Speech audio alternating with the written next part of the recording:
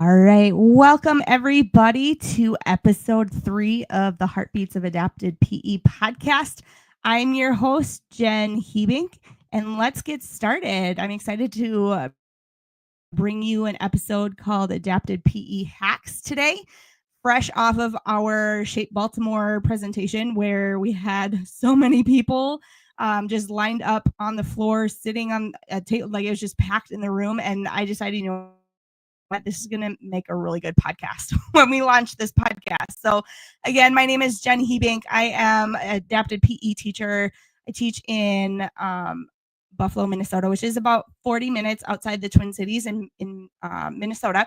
But I'm excited to bring you about 40 to 50 minutes of hacks, and I have 2 guests lined up for tonight. The heart behind this podcast is that we would inspire, connect, and amplify adapted PE teacher voices and those who support all students. And what I love about this podcast is what it's doing. The name behind Heartbeat and like the meaning behind Heartbeats of Adapted PE is that we want to celebrate the heart, which is the storytelling, and the beat behind the daily rhythm of being an adapted PE teacher, and those who support all students. So OTs, case managers, parents, and just many more people who just feel like they need a little support, or maybe just feel like they need to feel connected in our essential field. So what I'm excited to bring you is just a great episode tonight filled with things that you can implement in your teaching pretty quickly. And the guests tonight are going to help us do that. This is a not-for-profit podcast that will be released one time per month. And the way that this is happening is because we're sponsored. It's wonderful. And this is brought to you today by Fit and Fun Playscapes. And they are on X at Fit and Fun Play. And the fun thing that I have planned for tonight is that our sponsor is going to be joining us today. And I'm going to bring Pam to the stage. So here we go, Pam. You ready? Hey Welcome, there. Pam. Hello, Pam. Welcome to the show. Hi, thanks for having me. I'm so excited that you're here because I feel like we've run into each other in the past. When I was out at New York at their state conference, every time I walked by your booth, I just felt like we just like connected all the time. Like, oh, this is so good. Like you just knew who you needed to connect with. So I'm just so excited that you're here. And so this is our first hack of the night, which is Fit and Fun. And so, Pam, can you just give us a rundown of what Fit and Fun Playscapes is all about? Sure. We like to say we empower schools, parks, clinics, and communities to foster a culture of daily movement through cool, innovative, colorful, engaging visual experiences. Lots of movement, sensory paths, recess, playground stencils, fitness trails, really indoor, outdoor, and portable products. And we love to work with our adapted physical educators. So the goal is to really make moving fun and more accessible and more universal. I love it. We are all about inclusion and making things accessible because sometimes as we know, in the gym, like things aren't as accessible as we would like them to be. So I was just wondering, Pam, can I play your video? Because I think what you just said and like your video is like, it's such a good matchup. Can I show them? Of course. All right. Of course. Yes. Here we go. I'm going to add that. We dancing? We can dance.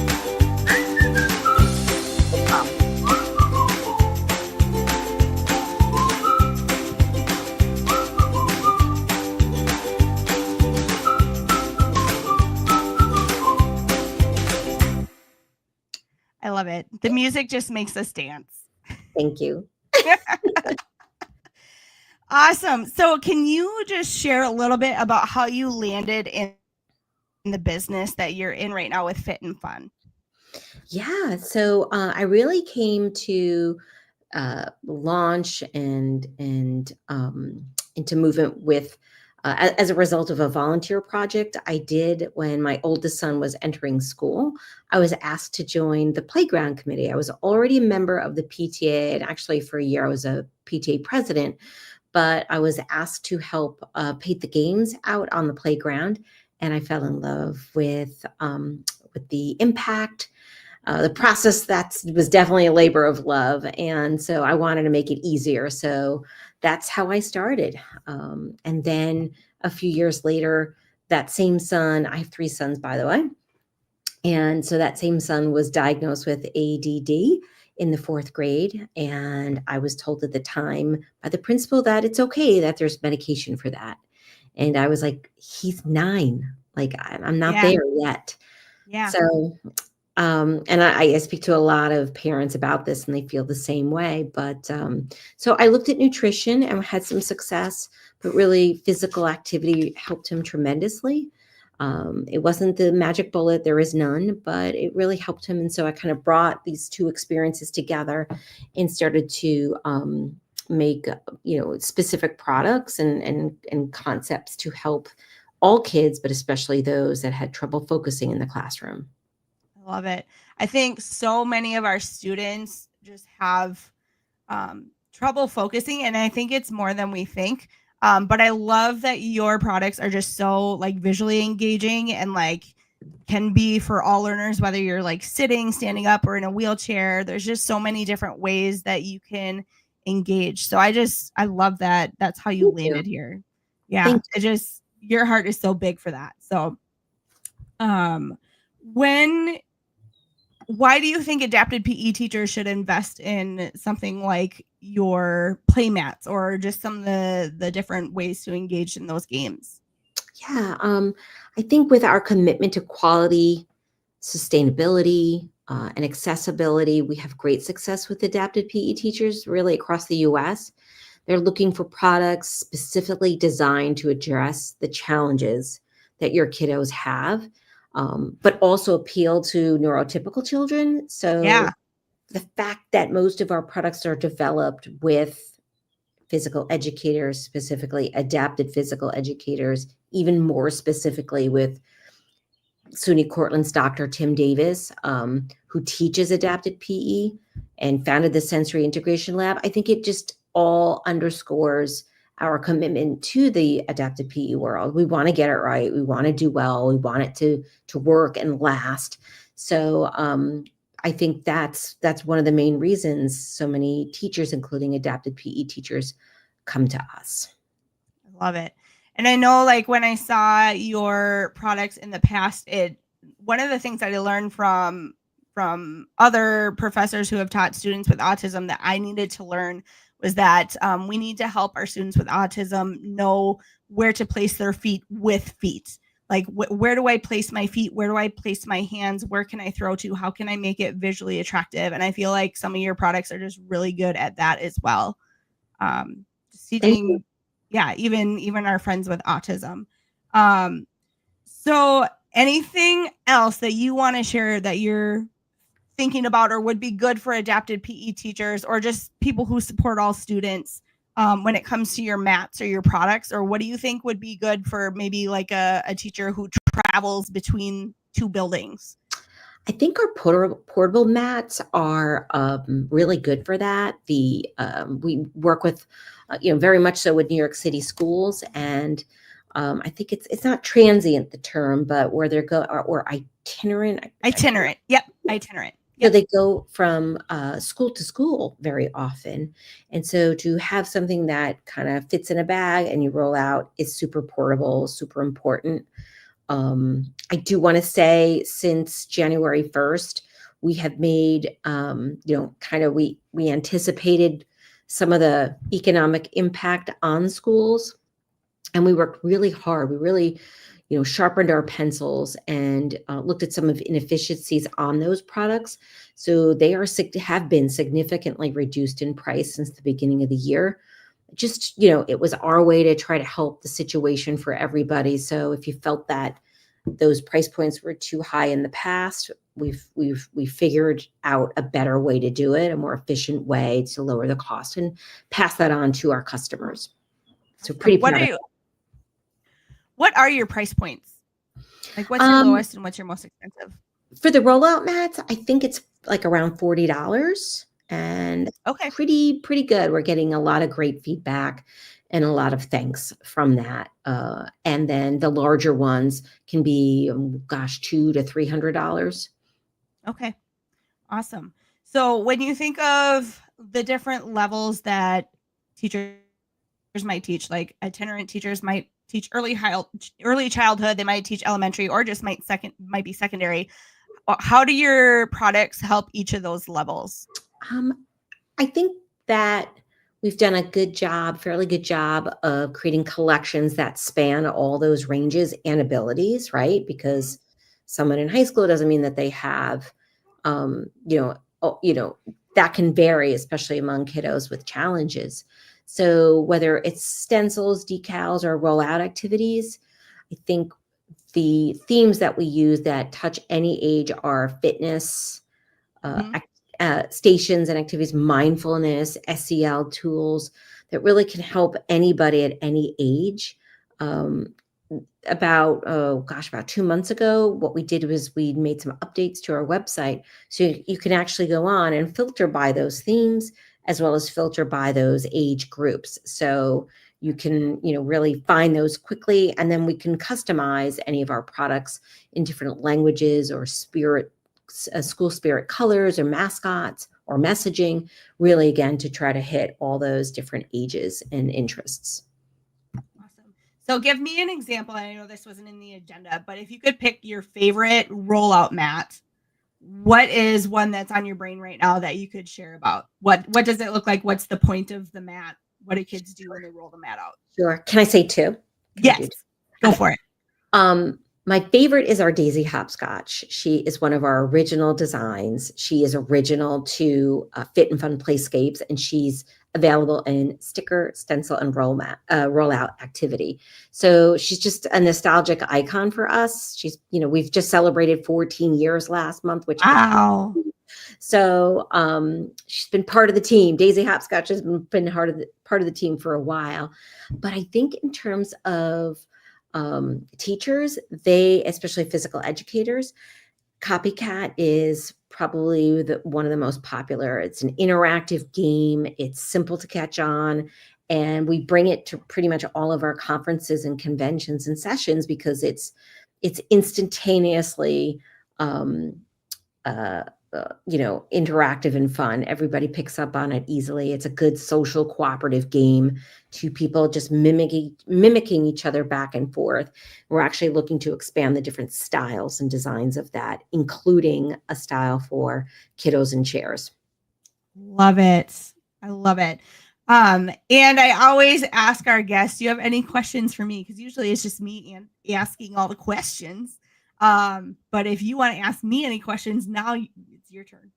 I do. I know it's Okay. for some of us, like in New York, school's still in session, and it is for another 2 or 3 weeks, believe it or not, 2 weeks maybe. Wow.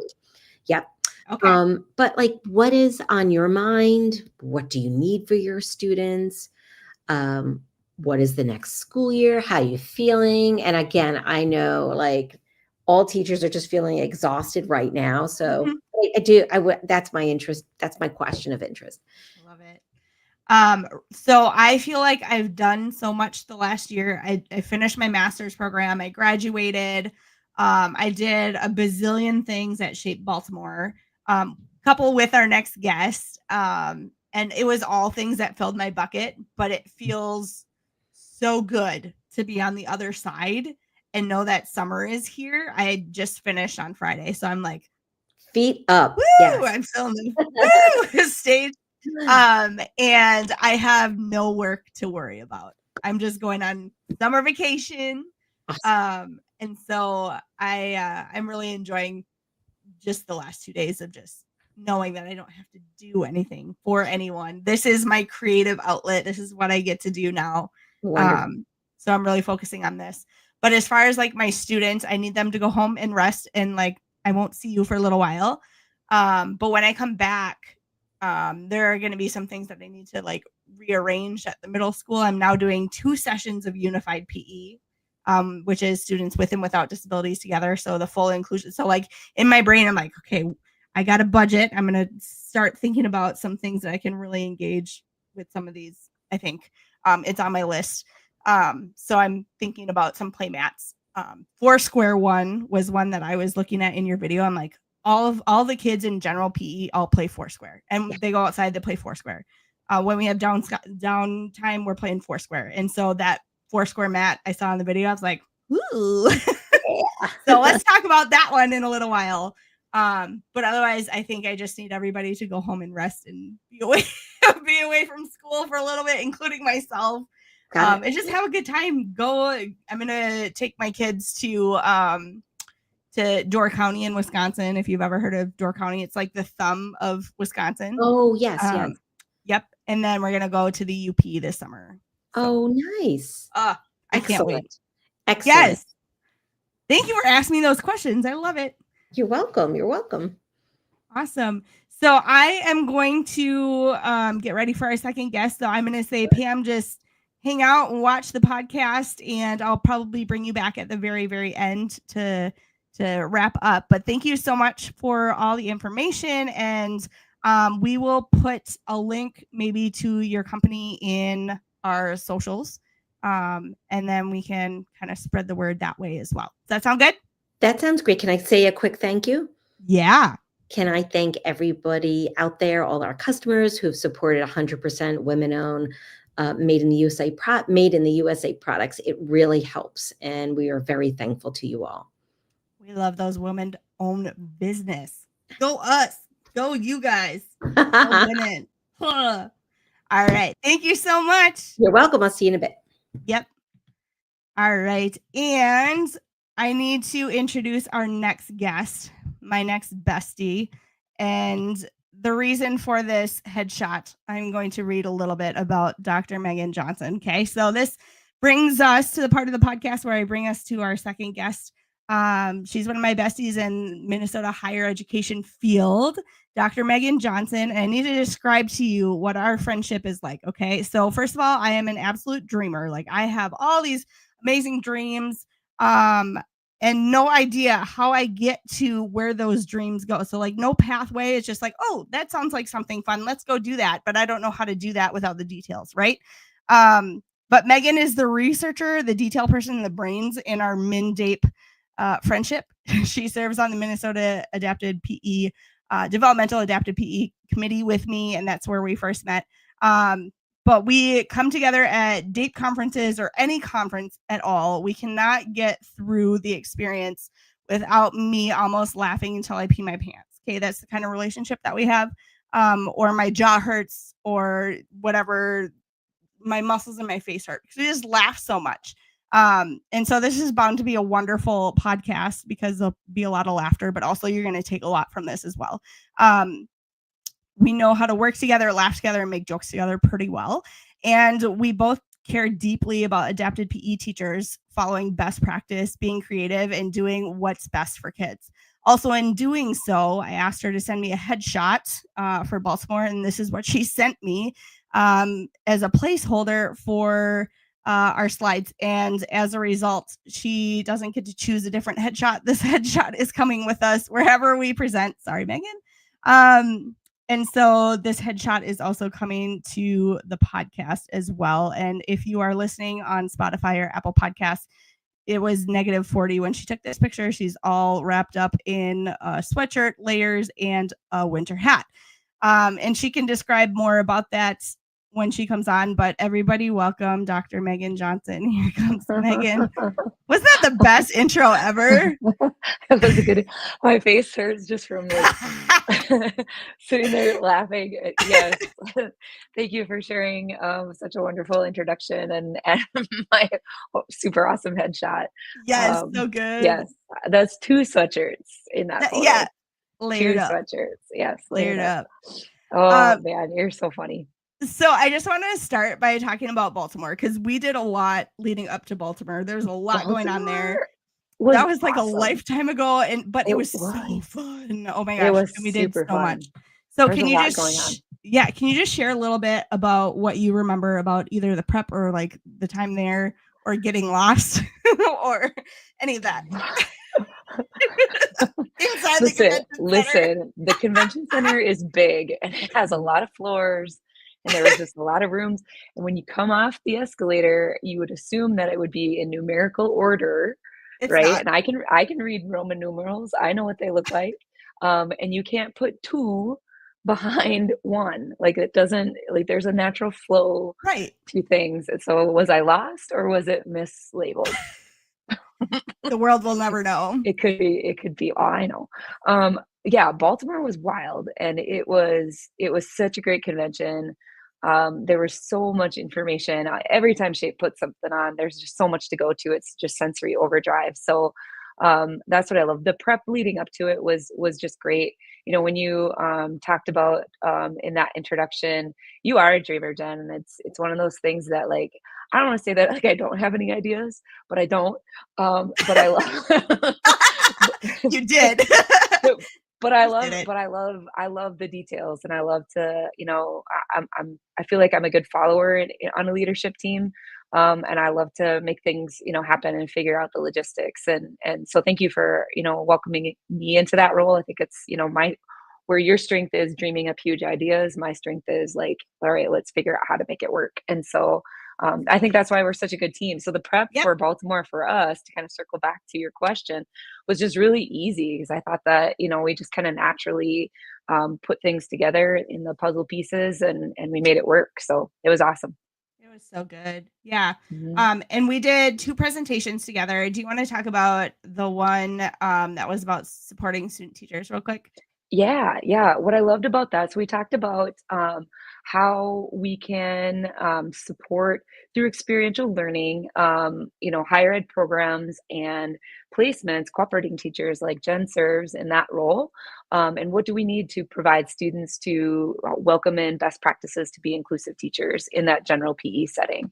And so, how do we kind of fuse adapted PE into what we're doing and offering in higher ed through our general PE education, teacher prep. And so we just want to welcome students into always considering themselves, you know, inclusive and ready to adapt and to modify. And so that's kind of what we talked about, which was cool. My lens is from higher ed and that teacher prep, and Jen's lens is from supporting in that cooperating teacher role.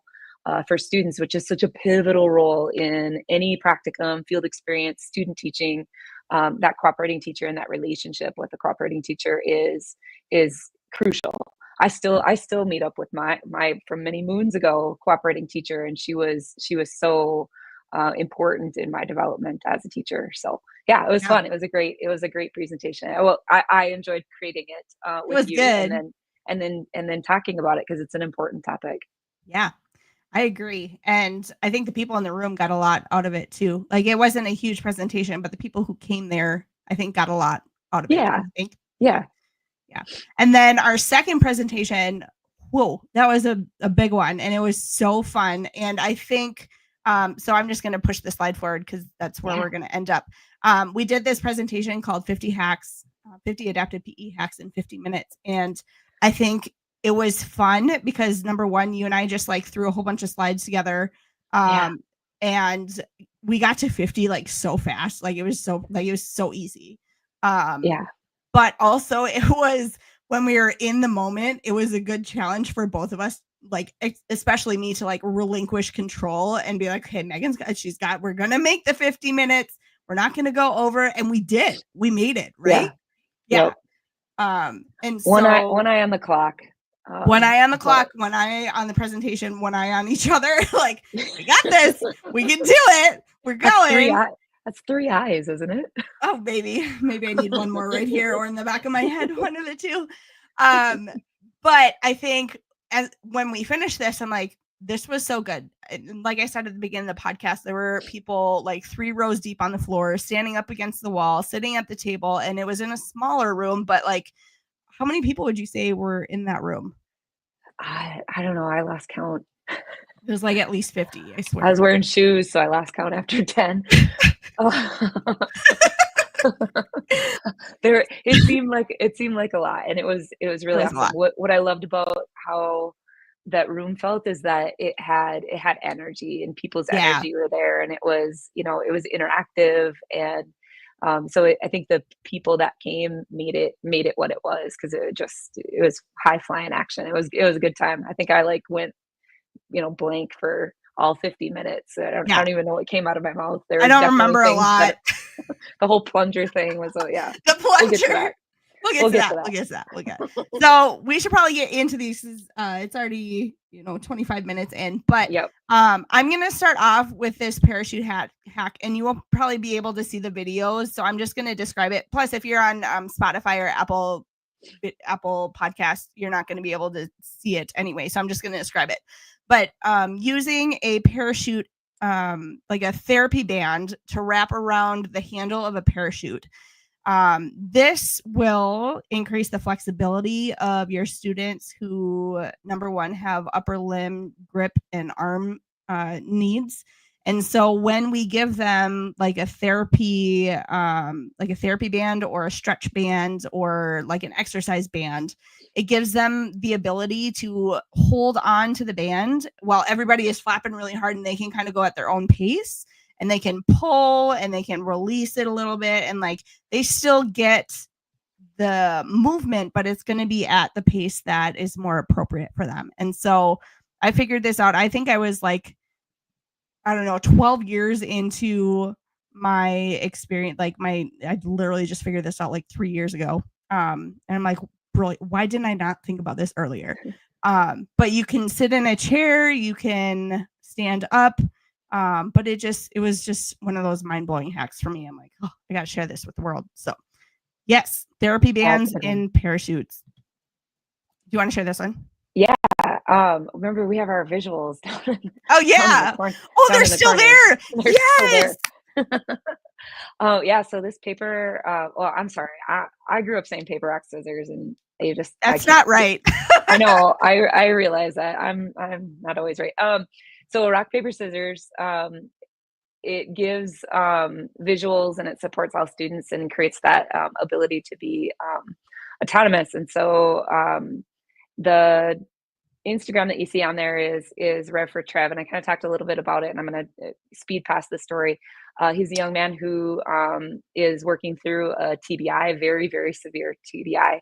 And so hack made me think of him, because he was in one of the videos, he's playing rock, paper, scissors with his siblings. And I just feel like this would, be a great hack for him and his family to be able to choose what he wants and then present it out there as he's working through the dexterity of his hands. So if you haven't followed Rev for Trev, hop on Instagram and check out his story, because it is, oh God, it gets me in the feels almost every time I check in on how he's doing. So it's a great hack. And again, just gives your students voice. Yeah. So if you're just listening instead of looking at YouTube right now, thank you. It's just like I have to remind myself too. If you take like a foam cube, like a dice, and you print off a picture of a rock, paper, and scissors, and then you glue them to the sides, then instead of verbally saying rock, paper, scissors and showing with your hands, you can just roll the dice. And I think this was such a winner. I think Sadie shared this during Shape Seattle. Yeah. Yep. It was awesome. And it's cool because you can use it in so many ways. Like you can manipulate the dice if you know what you want. Or it can just be a rolled game where all kids roll the dice, right? And so now you create that level playing field where everybody rolls the dice, and it's not a couple kids choosing and one kid rolling the dice, everybody kids. So there's just so many ways to be inclusive and supportive, and allowing all kids to play. So it's a great hack. It's a super fun game. Okay, so you won't be able to see this, but there is a low hoop from Gopher, and it's on these amazing industrial rollers, like wheels. And so you can place this low inclusive accessible basketball hoop underneath your own basket, or like off to the side or wherever you're doing stations. And so it's the accessible basketball hoop from Gopher. I took the middle poles out because if you do all three poles, then it gets pretty high. But if you take the metal poles out and you just pound the heck out of it and get it like, it is the best basketball hoop I've used. And I used it so much this year. I think I purchased it in January, and we pulled it out almost every day. So it was very worth my money to get these accessible hoops. So, you can't really see it, but in the bottom there is a like circle where all the wheels are. They lock. They're great brakes. And then you have the top tier, which is the basket. So good times Awesome. there. Yes. Oh yeah, I'm the variety of objects person. I forgot. I forgot. That's you. You're gonna. Most of my slides are like, and then there's a variety of these things. So we talk a lot about universal design for learning, or UDL, within our courses at Moorhead State.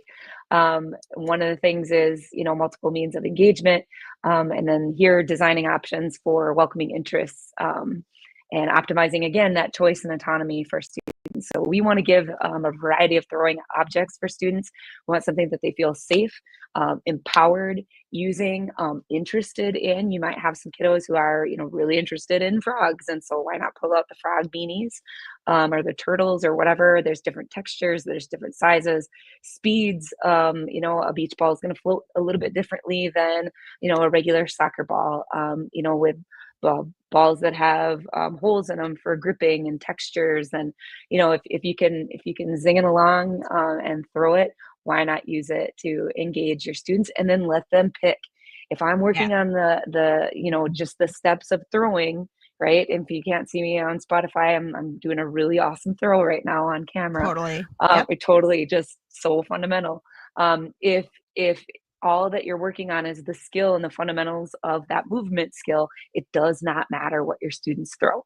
And so give them that choice, and now we're engaging them in a different way. So variety is going to be huge. You're going to hear me talk about it too much. A lot. Yeah, nowhere in the standards does it say you need to throw with a softball or a football. It just says you need to throw, right? Yes. To a target or whatever it is. So choose the thing that you like to throw. Yep. All right. Dedicated poly spot hack. This is hack number 5 or 6, including the play mats that we were talking about. But I love using poly spots, as most adapted PE teachers and PE teachers do. But I had students that needed to know exactly where they stand. And using different colors for different, every single day was going to be just confusing. And so I put a name on the poly spot. I put his name on the poly spot, and what I saw was an increase of, okay, I know where I'm supposed to stand. I know where I'm supposed to go. And then I was able to bring the poly spot to a new place in the gym, or he would follow the poly spot when we were doing warm-ups. Someone would pick up the poly spot. We do dynamic, and he would follow the poly spot down the gym. We got him in a good rhythm where he would stand on his spot for warm-ups. And then we would do dynamic across the gym. And pretty soon I was able to take the poly spot away for those things. And so I saw just so much independence once he figured out the expectation and what he was supposed to do, where he was supposed to go. And so giving students a dedicated place to stand with their name on it was just super helpful for me. So maybe that'll help somebody too. It's also a place within the UDL framework, which is the multiple means of engagement. So just keep that in mind when you're thinking about kids who need to know where to stand. This kid was one that would just hide in the back of the bleachers. And I was like, what do I do? I don't know what to do. But giving him his name and where to stand just helped with the expectation with that. So maybe that'll help you. Hey, there's also a variety of hockey and striking hacks. And so this comes from our friend, Central District Adapted PE Teacher of the Year, Justin Lund. And I think this is a photo from him. Is that correct?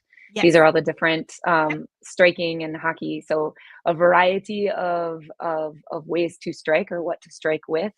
You could see one on the photo with kind of a foam end, more of a typical field hockey stick, extended blade on there. There's one where it looks like you taped a noodle onto the bottom of the blade, one where, it's a little bit more wrapped in foam. So again, giving students that choice and autonomy to pick a stick that works the best for them.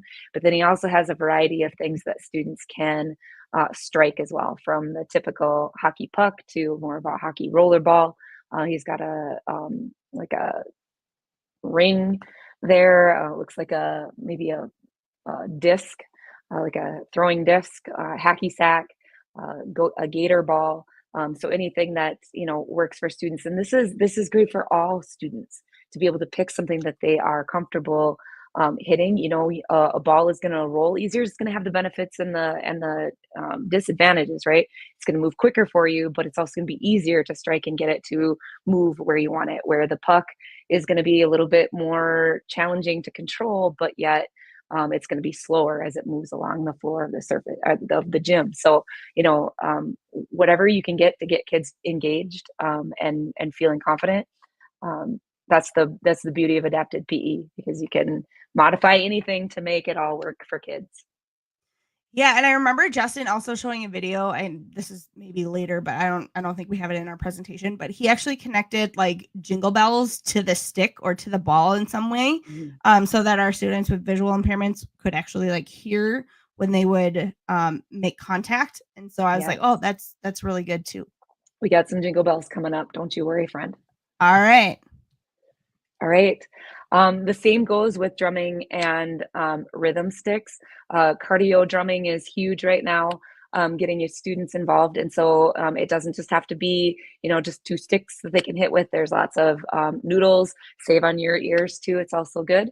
And so, things that a noodle on the end of a drumstick, so that we can have some students, if they have some grip issues, have a little bit softer or wider grip to hold on to. We've done, even in our college class, just dancing with noodles. Thank you, Randy Spring, who is an elementary teacher of the year. Randy has a lot of great videos, rhythm dancing videos that he does with noodles. We have done it with my college students. We have done it welcoming students with disabilities into that dance class. Kids love dancing with noodles. Why not, right? It's true. And get them. It's awesome. So now you can take even Hack the Hack and cut the noodles into different sizes. And so if a student has a mobility issue of getting down to the ground to tap the ground, like you see the poly spot in this photo of Randy, if you can't tap all the way, now you have a longer noodle that you can get down and you can still tap the poly spot, like all of your friends. So there's just so many ways to just get creative. It's not one size fits all. Again, creating that choice and autonomy. We want every kid to be able to feel engaged and participating. Absolutely. Love the noodles. Love noodles for days.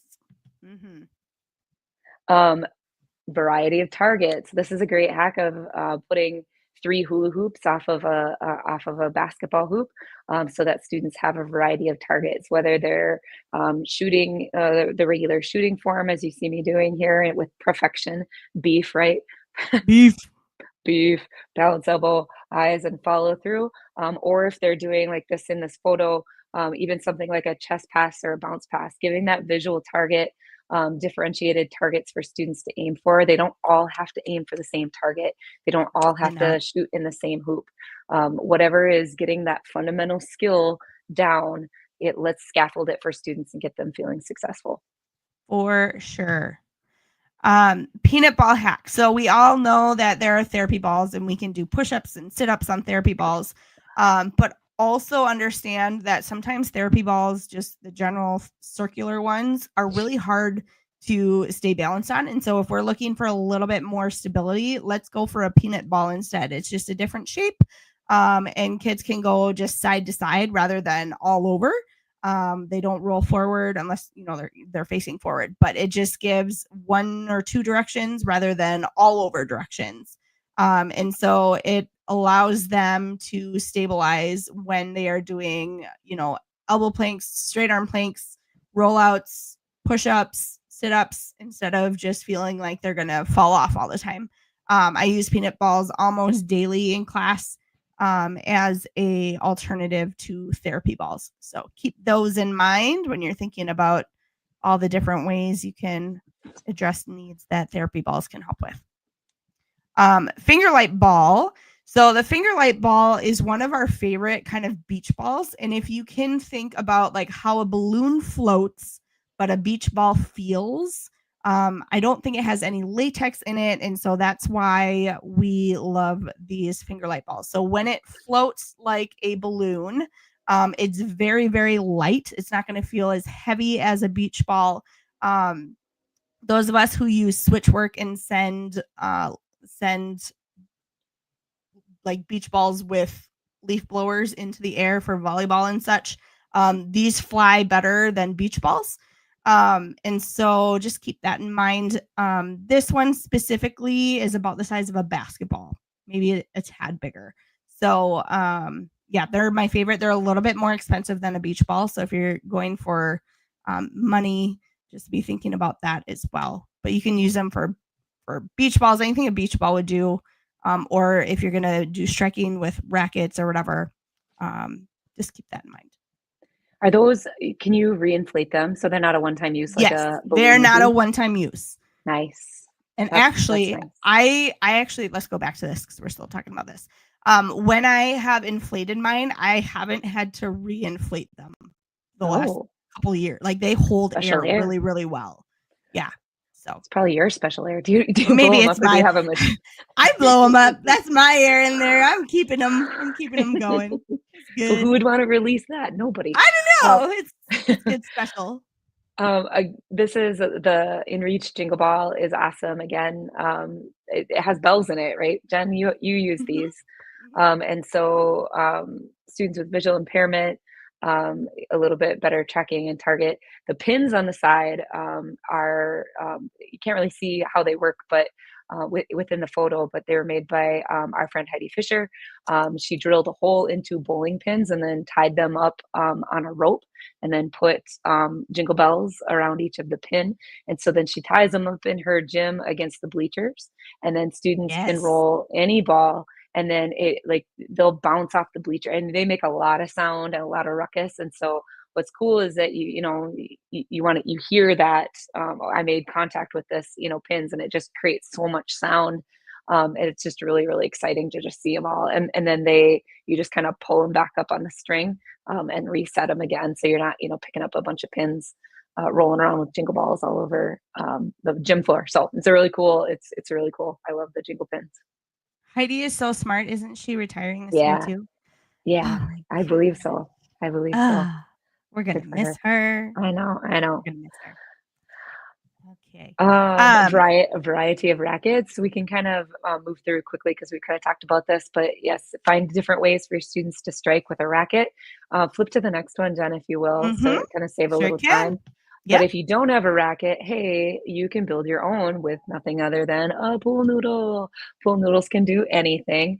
And so you can make these rackets. You can kind of see on the photo if you're watching this, the little part where it's X'd out, to kind of bring it to cut out the ends. So you bring it to kind of a handle and then duct tape it. Now you can hit those finger lay balls that you had or a beach ball or a balloon. They're great, big grip for students. And yeah, sometimes we gotta get creative and build our own, and you could make a whole set of these for, get those pool noodles on those after summer sales, and you can make yourself a whole set of rackets. So great.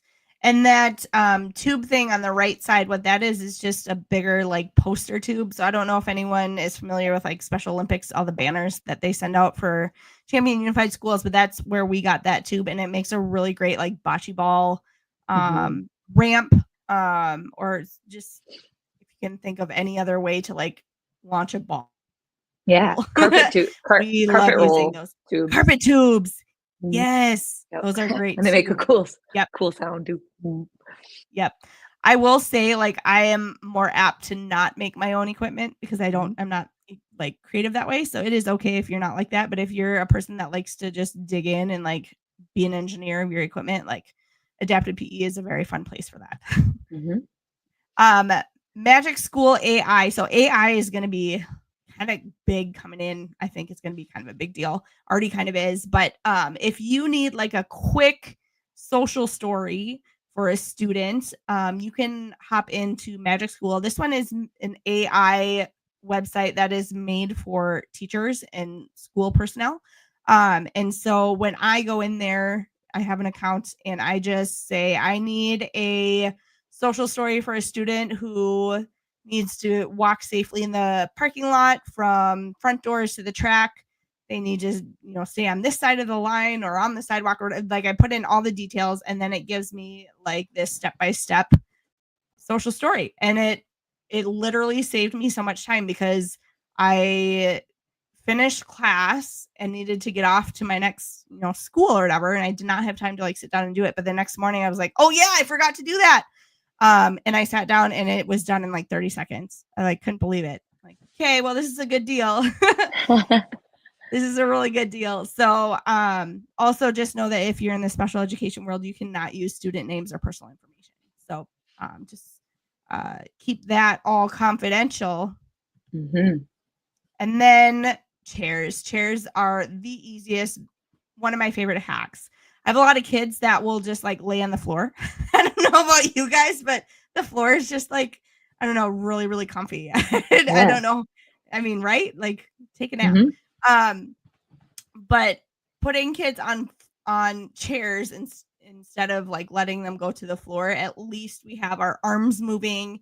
We can incorporate moving with arms and really taking out a lot of the motor planning pieces, because when you think about striking with a racket, you have to have your feet in a correct direction. You need to take a step, swing back, swing forward, make contact, like all these steps. But if we take out the legs and the feet, can we just work on swinging back and swinging forward?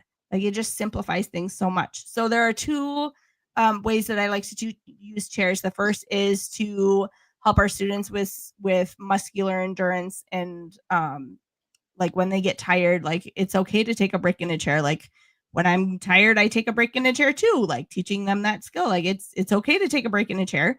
And then when a student is struggling with putting all the pieces together for a specific skill, I will use a chair to kind of help break down the motor planning pieces of those things. So I love chairs. I'm a fan.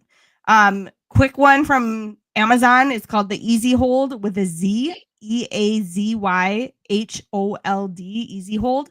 What you're going to do with this is that you're going to, it's like a stretchy silicone band that can go around small implements like 3-pound dumbbells, 5-pound dumbbells. You can put them on the bats or rackets, and instead of a student needing to grip around the whole racket to keep it in their hands, some of our students have grip needs in which they cannot wrap their hand around the whole implement. And so what this Easy Hold does is that it holds your hand in place without needing to grip all the way around. So my hand is in an open palm position, and it's sliding in under the Easy Hold and holding the dumbbell, and I can do bicep curls. I can push, shoulder presses, chest presses, whatever it is. And you can hit with a bat if you do 2 of them, and you can hit with a racket with 1 or 2. And so I use the Easy Hold constantly as well. This is one of my game changers too. Yeah, that's a good one. And for safety too, something like that, particularly with what's on the image that you see here with a weight, you want to be able to, if that grip fails and then the weight falls, we can risk some injury there. So offering this as an opportunity that's a good one. Good one, Jen. Yeah, we're going to do one more and jump to Mindape. And okay. So I will get to that. I don't know how we got through 50 of these before. I don't know either. Well, I feel like we'll probably need like 4 parts. Like this will be going for like years. We'll be able to do this. Our life's work. It's our life's work. But okay, so this next one is getting into some of the assistive technology. But basically, if you have a floor fan, mine looks like the blowers when you walk into the building and the carpet's all wet or the floor's all wet. The custodians bring out the floor fans, they dry out the floor. So this is what it is. It's just tilted up. And when you turn the floor fan on, I can put it on level 1, 2, or 3, and you can put scarves in the floor fan to like send them up for students to catch. You can also put small, finger light balls or small tiny beach balls to like have the students visually track and float the grab out. It's basically grabbing out of the air. So you're working on grasping, visually tracking, and then they can put it back in. So this video that I was showing was a student that I had that had a really hard time just interacting with others. But she would interact with this fan because number one, it felt good sensory wise on her face when she would put her face over the air. But also watching the visual of the scarves and everything, and the beach ball, she would grab the beach ball and put it back on and just laugh and giggle. And so we love floor fans in Mrs. Heebink's class. So I'm going to jump to the MNDAPE conference, and I might have to, these are so small, so I might just have to. Oh, I'll tell you what number. I'm looking. Do you remember? No. Do I remember? 33. 33. I got to go back a ways. Okay, hold on. Do. This is where that song, that super awesome song. Right? That we were all dancing to. Yes. Oh, I don't know what slide it is because it doesn't match with what I got going. It's hack 33. It's hack 33. Yeah, sorry. That would have been helpful. Hold on. We're almost there. 36, 35. So see this is our life's work, and this is what we will share at a future podcast someday. Yeah. Do you want to talk about MNDAPE? Because I'll talk about sure. I'll talk about MNDAPE. So we have our annual conference. This year is going to be our 50th, which is really big deal. It's a nice round number. But it means that in the state of Minnesota, adapted PE has been supported with professional development for 50 years. And so we have it at Camp Friendship in Annandale, Minnesota. It's over a weekend, and it's a camp experience. That's it's camp, right? So bring your bedding and your linens, and you get a bunk bed, usually all in the lower level, which is cool because you can make a fort. But you get to be at camp, and you just get to learn all day with this, such a small but supportive community who the networking is awesome. What we plan as a committee for sessions and for breaks, it's camp food, it's bonfires, it's canoeing. It's just such a good time. And that, I think it really fits with this podcast. The point of your podcast is that heartbeat of really just getting together and celebrating what we do collectively. And then just to share stories, things that have been successful and triumphant, and here's some, strategies and different ways to look and try things. And it's so supportive and so awesome. I love going to camp. And it feels like coming home every time I go. And I think I've been there maybe 15 years now, every year, haven't missed. And every time I go home, I always just feel like I'm so filled up with people who love doing what I do and love students like I do. And there's nothing better than that, right? Right. Because sometimes you feel like an island a little bit, and a district might have you might be the adapted PE teacher in your district. And so you don't always get a chance to bounce ideas off of, or just get that affirmation that, what you're doing is important, needed, just beautiful work. And so when you can do that and then share and get some tips and ideas, and it's just a big warm hug, and it's an awesome space. It is. I'm thinking about doing like an episode, an episode between the episodes of just MNDAPE. Wouldn't that be fun to do live from camp? Coming live from MNDAPE. But we're anyway, at the bottom of the lake. We're at the bonfire. We're at the meat raffle. We're at the bingo hall. There are a lot of things in there that if you're not in Minnesota, you won't understand. I'm sorry. But you will if you come to camp. Yeah. Do it. So anyway, we're going to move forward and start wrapping things up. So what I want to share from the podcast today, and I think this happened kind of even before we started going live, but when Pam and bring her back in. Yeah, I'm going to bring her back in because we're talking. Bring her back in. Pam. There's Pam. Still here. She's here. She's paying attention. I was like, oh no, what if she went off to the bathroom somewhere? No. But she's here.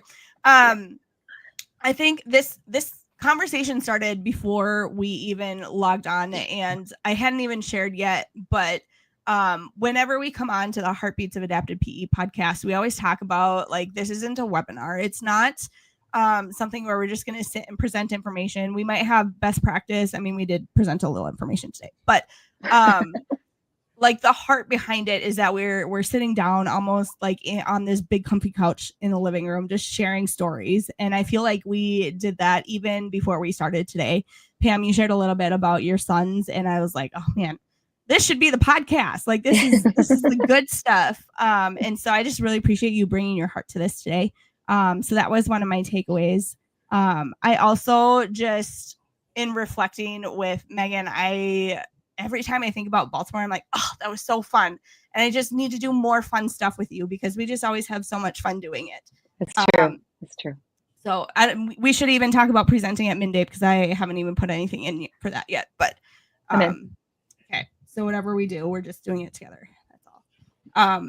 But I think too, just the sharing of hacks. And Megan, I think you talked about this in Baltimore too. That like maybe it was our friend Dr. Lieberman who said these are all hacks, but it really is just good teaching. What did she say? Do you remember that quote? Yeah, that's what it's just. It's just teaching. It's just teaching. You know, they should just be like 50 obvious, not obvious things. And I don't want to downplay if you didn't know about, you know, like it's just things that welcome everybody into a space, and the more that we do them, the more that we get them out there and share, right? That's the beauty of a podcast like this or conferences. The more we share that, oh, like, hey, here's these beautiful rollout mats that you have that you can now bring everybody into this space. If you don't know, you know, you don't know what you don't know. And so once we share, you know, the things that drive each of us so differently, then it just becomes good teaching, and it's teaching for everybody. And it's not that it's a hack. It's just known. So we got to shout it from the rooftop. That's why this is so important. Yeah. Can I chime in too, real quick? Yeah, I was just going to ask you if you wanted to share anything and anything stuck with you. Well, while I was in the green room here, my youngest son, who's going to be 16 in 2 days, just walked by. He goes, "Mom, what is that about?" And he's very into health and fitness. So he's like, I heard something about weights or something like that, or shoulder something. And so I said, these are people who are creating ideas and products because they cannot find what they need for their kiddos. Not all kids can use regular PE gym equipment. And that's what this podcast is about.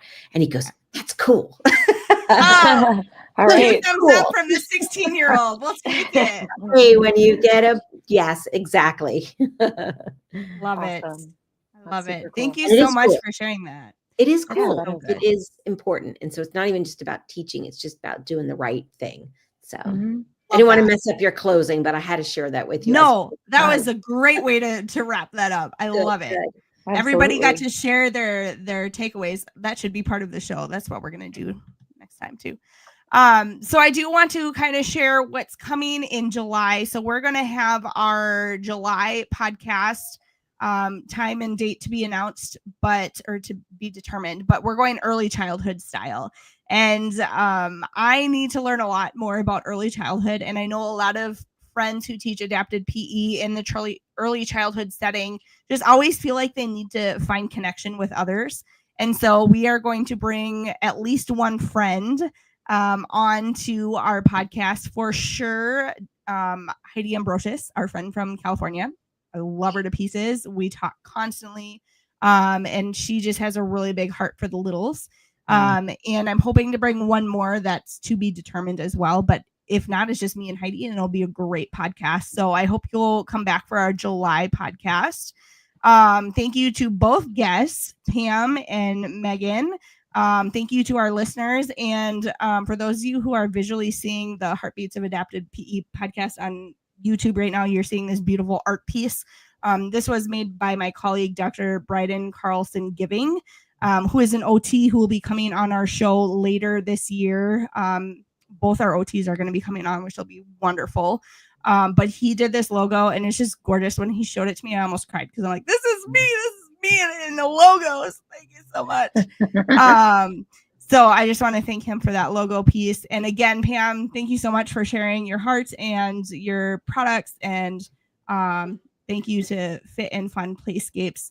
They are our 2025-2026 sponsors for this podcast. And just some different ways that you can follow us on social media. We're on X and Blue Sky. So at Heartbeats of Adapted PE on I almost said Twitter. It's still Twitter to me in my heart. But it's on X. And then Blue Sky is Heartbeats of APE at bluesky.social. You can always email us at heartbeatsofadaptedpe@gmail.com. And a couple of places that you can watch the podcast. You can watch it on YouTube at Heartbeats of Adapted PE Podcast. When you are looking for YouTube, so go to YouTube and search at Heartbeats of Adapted PE Podcast. And then shout out to Jordan and the Health and Physical Education Collective. Jordan does serve on my advisory board, and he has organized every event on the HPE Collective online. So be sure to catch those areas of where you can watch. And then also this is carried by Shape America on their YouTube. So you can check them out at it's youtube.com/shapeamericayt. So many different areas to catch this podcast.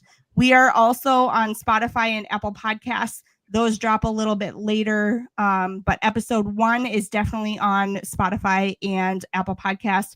I can tell you that episode 2 will be there soon, and I'm sure episode 3 will be there as well soon. But that is our podcast for tonight. I'm just really grateful for everybody who joined us and just sharing the heart and the beat of supporting all students. So thank you so much. And it is time to log out. Bye, everybody.